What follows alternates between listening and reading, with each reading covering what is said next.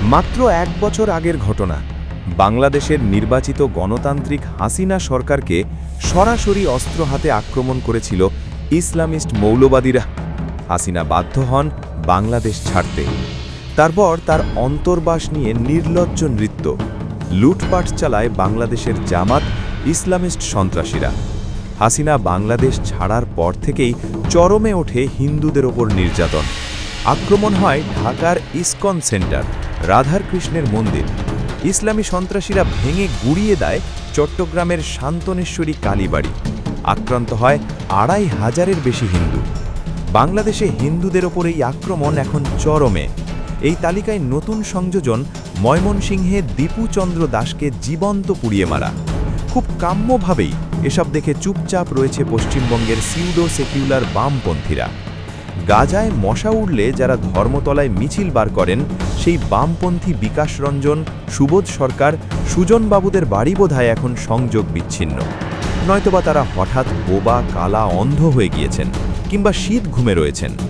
সুস্থ অবস্থায় থাকলে নিশ্চয়ই তারা দীপুচন্দ্র দাস নিয়ে কিছু না কিছু বলতেন।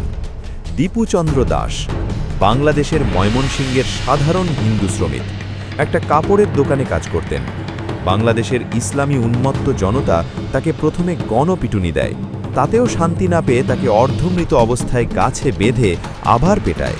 উন্মত্ত ইসলামী জঙ্গি জনতা সেই দৃশ্য মোবাইলে রেকর্ড করতে থাকে। তারপর গাছ থেকে ঝুলন্ত অর্ধমৃত দীপুচন্দ্র দাসের গায়ে একসময় আগুন লাগিয়ে দেয় বাংলাদেশের ইসলামী জনতা। তারপর চলে হিন্দু দীপু দাসের মৃত্যুর উদযাপন। বিজয় উল্লাসে ফেটে পড়ে আগুনে পুড়তে থাকা দীপু দাসের চারপাশে থাকা জামাত জনতা। সোশ্যাল মিডিয়া ও সংবাদ মাধ্যমে যতবার এই দৃশ্য চোখে পড়ছে, ততবার শিউরে উঠছে মানবতা। কিন্তু কি অদ্ভুতভাবে পুরো ঘটনা নিয়ে চুপ এদেশের বামেরা। ঘটনার দৃশ্য চোখের সামনে দেখেছেন দীপুচন্দ্র দাসের বাবা মা। বৃদ্ধ বাবা মা, পরিবার কান্নায় ভেঙে পড়ছেন। কিন্তু হিন্দু বাঙালির এই কান্না, এই চোখের জল পৌঁছয় না এদেশের বামপন্থীদের বাড়ি পর্যন্ত। মিথ্যে প্যাটিস প্রোপাগান্ডার জন্য যারা কলকাতার রাজপথে নামতে পারেন, তারাই দীপুচন্দ্র দাসের বেলায় এক কলম লিখতে পারে না কেন? কিসের এত দায়বদ্ধতা? এরপরও পশ্চিমবঙ্গের হিন্দুরা কেন বামেদের ভোট দেবে?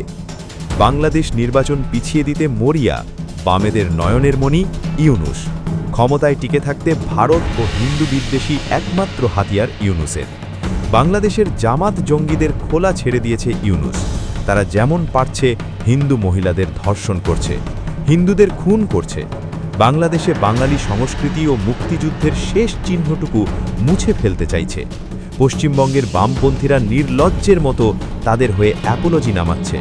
বিহার, উত্তরপ্রদেশ এই সেই মিথ্যে প্রোপাগান্ডা ছড়িয়ে ঘেঁটে দিতে চাইছে প্রতিবাদকে। ঘাসকে তৃণ বলা ছাড়তে হবে। দীপুচন্দ্র দাস ধর্মনিরপেক্ষ বলে আগুনে জ্বলতে হয়নি, হিন্দু বলে জ্বলতে হয়েছে। দীপুচন্দ্র দাস কিংবা আপনার আমার রাজ্যের হরগোবিন্দ দাস, এরা হিন্দু বলে এদের মরতে হয়েছে। এটা ছোট বাচ্চাও জানে, আপনিও জানেন। মিছিল হলে হিন্দু হত্যা বন্ধ হোক বলে প্রতিবাদ মিছিল হবে, তাই না? ধর্মনিরপেক্ষতার মিছিল কেন হবে? গাজায় কেউ মরলে কি বামপন্থীরা বলে ধর্মনিরপেক্ষ মানুষ মারা যাচ্ছে? সোজাসুজি বলা হয় মুসলমান মরেছে।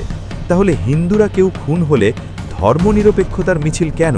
কেন আড়াল করা হবে তার আসল পরিচয়, যে পরিচয়ের জন্য তাকে মারা হয়েছে? বাংলাদেশ যদি ছেড়েও দিই, পশ্চিম বাংলাতেও এই সন্ত্রাসীদের হাতে খুন হওয়া সাধারণ হিন্দুর তালিকা লম্বা। হিন্দুদের পরিচয় ভুলিয়ে সবাইকে ধর্মনিরপেক্ষ করে দিতে হবে কেন? কি দোষ এই হিন্দুদের? হিন্দুরা ধর্ম পালন করবে না? হিন্দু ধর্মেই ধর্মনিরপেক্ষতা নিহিত আছে। আলাদা করে হিন্দু ধর্মে কাউকে কনভার্ট করা, আগ্রাসন বা কারোর উপাসনাস্থল ভাঙার নির্দেশ নেই। যারা ২০০০ কিলোমিটার দূরের গাজা দেখতে পায়, অথচ রাজ্যের হরগোবিন্দ দাসদের দেখতে পায় না, তারা ভয়ঙ্কর, তারা ভণ্ড, তারা ধান্দাবাজ। ধর্মনিরপেক্ষতা ভালো, বামেদের ছদ্ম ধর্মনিরপেক্ষতা ভয়ঙ্কর। মাধ্যম ব্যুরো রিপোর্ট।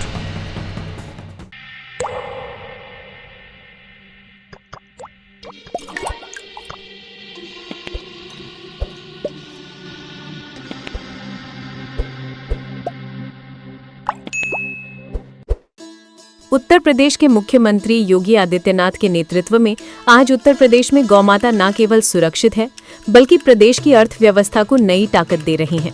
मुख्यमंत्री योगी आदित्यनाथ ने गोवंश संरक्षण को सामाजिक, सांस्कृतिक और आर्थिक क्रांति में बदल दिया।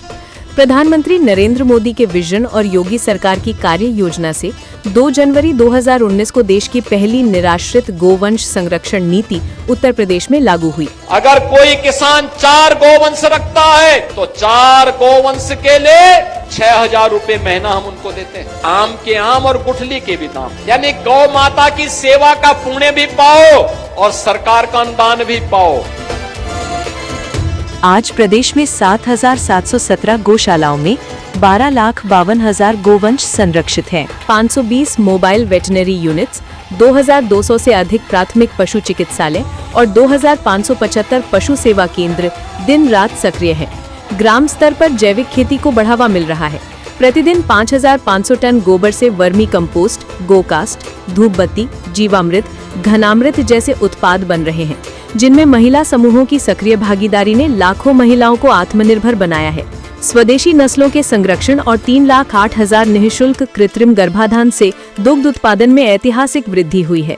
390 लाख मीट्रिक टन का रिकॉर्ड उत्पादन, 1,67,000 करोड़ रुपए के योगदान के साथ गौ आधारित ग्रामीण अर्थव्यवस्था आज उत्तर प्रदेश मॉडल की सफलता का प्रमाण है।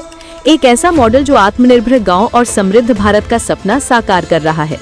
मुख्यमंत्री सहभागिता योजना तथा पोषण मिशन अंतर्गत 1,14,089 लाभार्थियों को 1,69,024 गोवंश सुपुर्दगी में दिए गए हैं। मेरा नाम गोरखनाथ यादव, ग्राम जौकाबाद, पोस्ट कुलहन, जिला जौनपुर, उत्तर प्रदेश का रहने वाला हूँ। उत्तर प्रदेश सरकार द्वारा हमें 70,000 रुपये गौशाला बनाने के लिए मिला, जिसमें हमने 27/10 का गौशाला बनवाया। गोमाता संरक्षण के इस मॉडल से उत्तर प्रदेश में सभी तरह के कार्यक्रम तथा योजनाएं बनाई गई हैं, जिससे राज्य के साथ साथ देश का भी विकास हो रहा है। गोमाता का आशीर्वाद, विकसित उत्तर प्रदेश, विकसित भारत।